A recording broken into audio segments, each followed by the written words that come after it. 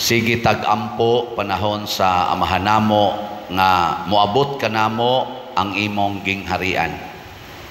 Nya kinsa ninyo dinhi ang nakakaplag na, nakasinati na sa gingharian sa Ginoo. Taas ang kamot.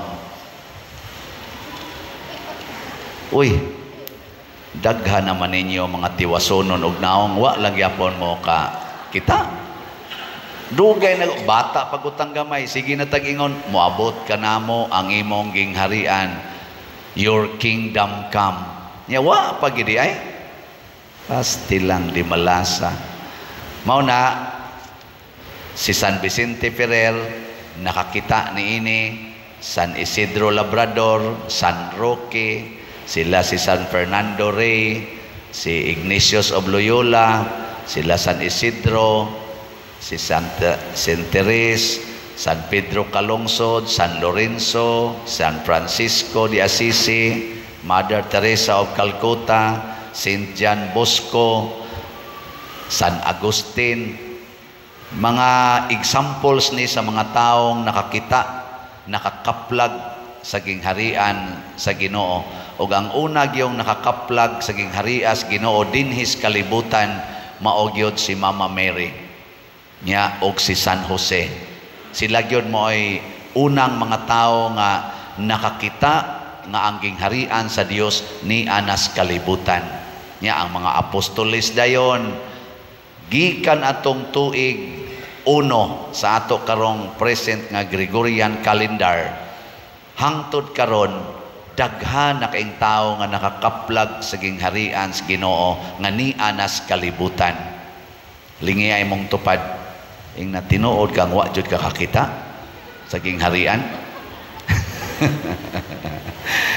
Luuyan nimo no ana.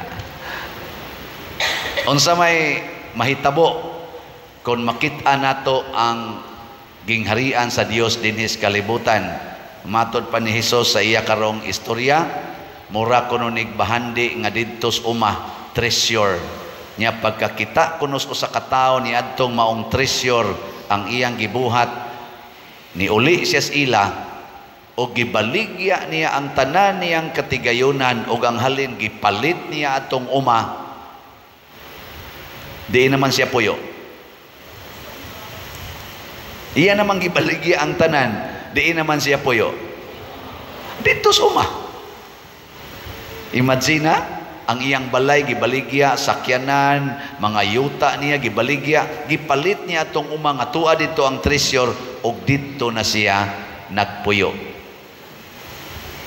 Naasa kuno'y nangitag perlas or mutya, pagkakita gid niya sa precious kay nga perlas, ning uli sa dayon siya sa ila, gibaligya sa dang tanan niyang katigayunan o gipalit niya ato ang perlas, di naman siya nagpuyo. Ambot din siya puyo ang ato ka musuod sa perlas. Pertis ang binuangag musuod ka sa perlas. So gasigi nila to siya dadaas perlas. Wa na siya puyanan. Basta kadto yung importante, mas importante pa to sa iyang balay, sa iyang asawa, sa iyang bana, tanan, mas importante pa to. Maunay mahitabo kung makakita tas gingharian sa Ginoo. Wa nay bili ang kalibutan. Kanang imong tupad, wa na gid nay bili. Kanang imong sigig dog-dog diha, higda ka, wa na gid nay bili. Mobita na kaming mga pare nakakita mamisking harian sa Dios, wa na gid mi gikadog. Panagsa na lang. Oy, daghan kay nato ron, sigig simba, ang uban sigig misa, niagero sa inyong atubangan, gawali, naisigi dirig liktor, salmo, sulob-sulob ng brunda, nindot kay tanawon, sulob-sulob ng inana, siging kanta-kanta ng choir, practice maayo, buising-buising, nindot kay sila kinantahan, pero wa gyud ka kita sa gingharian sa Dios. Nangamatay na lang kadaghanan, wa gyud kita sa gingharian sa Dios. Nakaron unsa may mahitabo kung makakita ta wala ka nang hahanapin pa na ay perfect happiness, perfect peace, perfect unity, and perfect contentment. Wala ka nang hahanapin pa. Lingay mong tupad. Ing na kontento kay karo sa imong kinabuhi. Ing na kontento ra ka ng imong kilay. Kontento ra ka ng imong buhok. Kontento ra ka ng imong naong. Antay mo diya. Niya ang mga bana pangutanan, kontento pa kasi mong asawa. Kamu mga asawa, kontento ra mo sa inyong bana? Ang pare, kontento ra sa kolekta. Ang mga ginikanan, kontento ra mo sa inyong mga anak, malipayon ra mo, wa mo magsigpangasaba. Nga buangon kay mustanan. Kamong mga manag-uyab, kontento ra mo totok-totok. Ganahan gi mo anang look-look. Na. So unsa may buhaton aron makit-an nato ang gingharian sa Dios dinhis kalibutan. Sa unang pagbasa, gibutang dinhi nga si Solomon, ang anak ni David, gihimong hari. Unsa may gisulti ni Solomon? Ingon siya, Ginoo, tagai ko kaalam, kay wa ko'y hibang kaagan. Niangkon si Solomon, nga wa ko'y hibang kaagan, wa ko'y katakos, wa ko'y kahibalo, aron pagda ni ining dako kayong bahandi, dako kayong responsibilidad nga mao ang gingharian, nga pinakangilngig, great nga gingharian adtong panahon na. Siya batanon pa ko, wa ko'y hibang kaagan. So ang una din natong buhaton mga igsoon, mangayo tag Diyos nong kaalam. Unsa man ang Diyos nong kaalam? Tama na. Ang gahom, ang Espiritu Santo sa Ginoo. Di na kinahanglang iskuylahan, di na kinahanglang mo iskuyla pa ka. Di na kinahanglan nga naa pa kay computer, naa pa kay mga gadgets. Moabot na nato pinaagi sa Espiritu Santo. Daghan kaayo nga dili makakuha ni ana, bisan pag nang graduate nagdagko kay mga kurso, bisag anhi pa sa ecclesiastical degrees, doktor sa philosophy, doktor sa theology, doktor sa psychology, doktor sa canon law, pero wa lang gyapon kasinati sa gingharian sa Dios. Ngano man kay kanang maong gingharian sa Dios adto ra na ihatag sa mga taong niangkon nga wa gyud ko kun wa ka. I am nothing without you, Lord. Kana bang muangkon ka isip bana, Lord, bugo gyud ko, di ko ka maong muhandol sa kong asawa, tudloi ko. Nga ang asawa sad mingon, bugo ra gyud ko, Lord, di jud ko kamaong mo higugma ni akong bana, tudloi in taon ko sa imong wisdom. Ana, bugo ko nga pagkaginikanan, Lord, tudloi in taon ko sa imong wisdom aron kamao ko muhandol ani akong mga anak nga porti ng pagkaadikas computer. Daghang kay nato nagpaka bright pero bugo di ay. Apil naming mga pare, unsaon man na mo paghandol ang kolekta, usahay mabugo biya mi ana. No? Kamo, di mo mabugo og handolan ng inyong mga properties, kanang inyong kwarta. Oy, daghan kay mga bugo ana. Example lang ni ha. Kanang naamoy sakyanan, asa man na iparking, sa karsada o sa inyong garage? Tanawan ang namarking sa karsada, pulos gina mga bugo. Di kibaw asa iparking. Kasimple ra gyud ana. Kanang mulabang kag karsada, asa man kaagi, sa pedestrian kanang labanganan o adto to pataka lang kag ikis-ikis. Ana jud ka nang gibadlis-badlis kay mao nay pedestrian. Unya kung ikaw sad nag-drive sa ka, kita kag pedestrian, unsa man mo minor ka o mo pabulhot kag padagan? mo minor kay imong tagaan og labi na gyud naay gustong mulabang. Na ako ro'y gihilugan nga ato ra din hingigsoon nilabang anang pedestrian sa may yati nang naiday Rose Pharmacy kanang dahil suot sa yati ba naman na pedestrian nilabang naay motor kusog ni padagan na igo in town. Karon ambot ka buhi pa ba to kay wa naman to magtingog dito sa ICU niya ni text na ako pag kataw-tauran ang anak nga niimbitar siya pader declared na nga brain death nga akong mama. Nadamagas motor galakaw in town diha ni agis pedestrian ang motor patuyang lagpadagan kanabitang kinaiyas mga motorista nga o kaning nga og naay tawo nga anak atong unhan nang unhan ba binuang kayo mao na kanibita akong driver ako di man ko kamaw mo drive bisag bisikleta pero nahibaw ko nga kon mulabang gani diha sa pedestrian bisag ni tungtong lang na diha kay mo gustong mulabang pahunongon ginan akong driver basta madapag hunong nay magbarog des daan nga tao tuliwas daan nakuwat kanus ang makalabang spikas kun madapalag hunong pahunongon ginako palabanga gina siya insaw niya pero di ay kusog dire nako iya na nang problema. Ang nilabang sa ditso lang sa dagan di ra basan mulingi-lingi sad kaning mga labangay amo na mga igo gyud.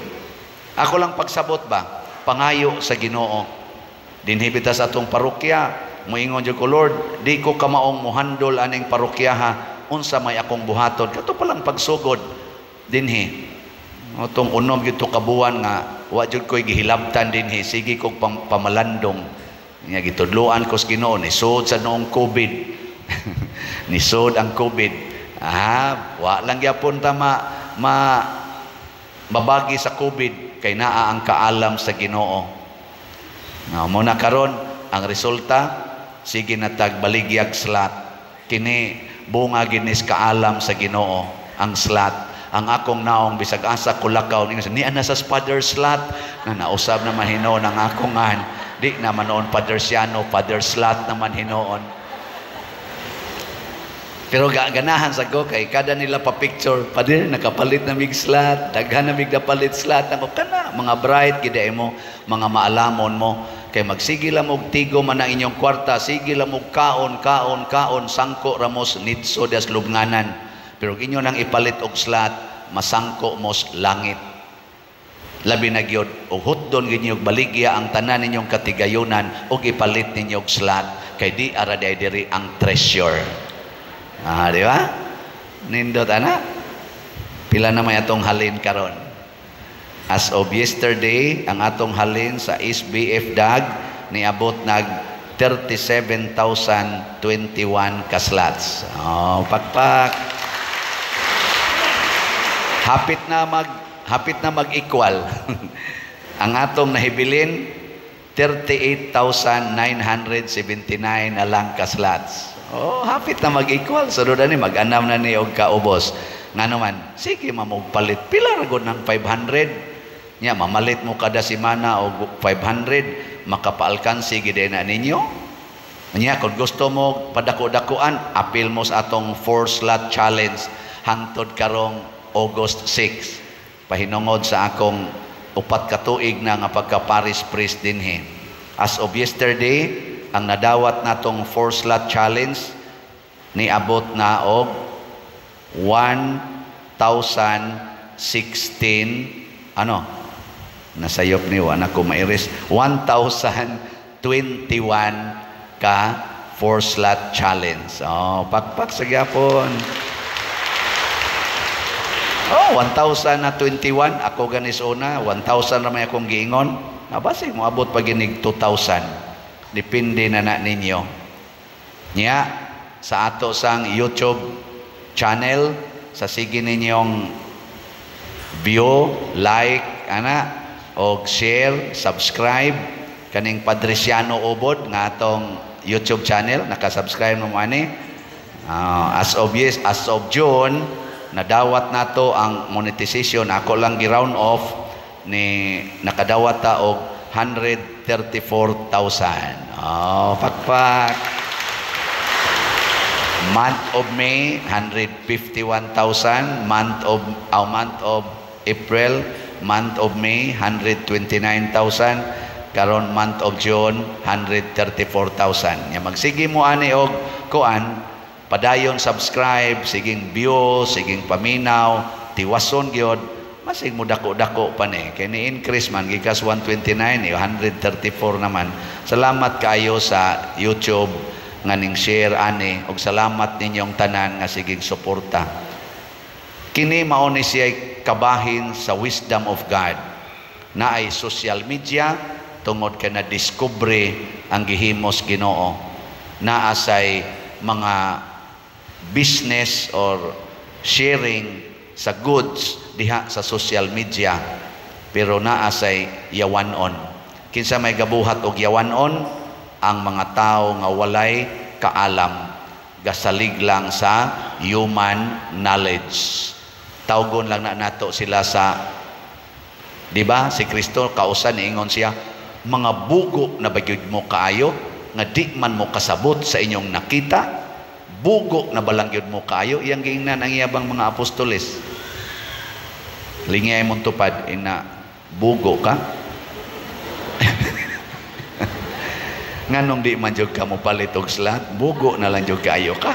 Ana ba? Nganong anha man jud ka mo parking sa karsada, bugo na lang jud kay ka. Dili jud ka kamaong mohimog parkingan. Nganong ang imong tindahan anha man gina sa kilid sa karsada, bugo na lang jud kay ka. Di jud ka kairog-irog ana. No? Nganong sige pa man jud ka anang pangabit, bugo na jud kay ka nga na magidunta kay asawa, na magidunta kay bana. Perti na gid nimong bugo Nya honghong isang pari, bugo na jud kay kapader. Nganong unayon man na nimong madre? Adi di ay. Nganong unayon man na nimong imong parisyoner? Bugo na lang jud kay ka. Amahan baya ka sa katawhan? Nganong unayon man na nimong imong anak? Anak guna nimo, bugo na lang jud kay ka. Nya moingon ding pari, ikaw ba? Lalim ba? Di ba? Apolos na mo bugo. Mga igsoon, ang kaalam nga Dios non muhatod sa tinuod nga kaluwasan. Muna diri sa atong ikaduhang pagbasa, gihisgutan ni San Pablo nga kita mga anak sa Dios magsuon tang tanan, gitawag ta sa Dios o gilain kita niya aron mo ambit sa iyang himaya. Mauna siya sangkuan sa tinuod nga mga maalamon. Lingiyay mong tupad ikaduha, ing na mangadto tag langit ha. Di na ta mangadtog impierno. Nya unsa may mahitabo kun padung natas langit, ang tubag nato sa Salmo mao na gyud mahitabo. Magsigi na tag sulti ani. Unsa to itong giingon? Ginoo, gihigugma ko ang imong mga sugo. Ang tanang sugo sa Ginoo ma-inlove kaita. Muna yung hitabo ni San Vicente Ferrer. Nakahimo god si San Vicente Ferrer aning maong sayings. Kana bang naas babaw? Mao gunay iyang guiding principle. Basaha ko no be? Ready? Go. Whatever you do, think not of yourself, but of God. Oh, kana ang iyan ang gihigugma ang sugo nas Ginoo. Muna tanan niyang buhaton kanunay siyang naghunahuna nahatukma baka ni sa sugo sa Ginoo. Kining pagbutang nato dinhig mga asirits, natukma ba na sa sugo sa Ginoo? Oh, sundan ninyo ang asirits. Kanang pagbutang nato mga pimag dias gawas aron mag-arrange sa inyong parking, nakatukma ba na sa sugo sa Ginoo? Oh, kanang pagpalit og slat natukma na sa sugo sa Ginoo. Kamo na lay hukom ana. Sige, manindog na ta mga bright.